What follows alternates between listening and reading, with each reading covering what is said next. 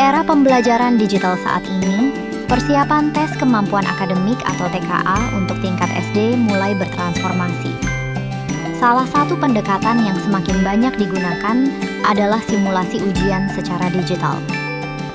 Melalui simulasi ini, murid dapat berlatih mengerjakan berbagai bentuk soal matematika dan bahasa Indonesia, sehingga mereka lebih terbiasa dengan format soal yang akan dihadapi saat ujian sebenarnya.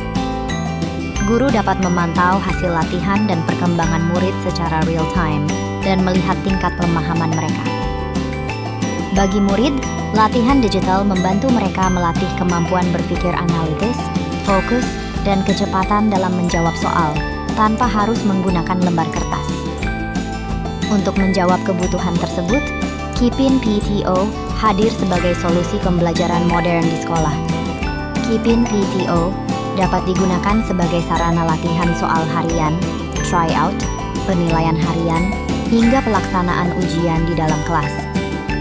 Praktis, efisien, dan ramah lingkungan. Dengan sistem digital, soal dapat digunakan berulang kali hingga ribuan kali tanpa perlu mencetak kertas lagi.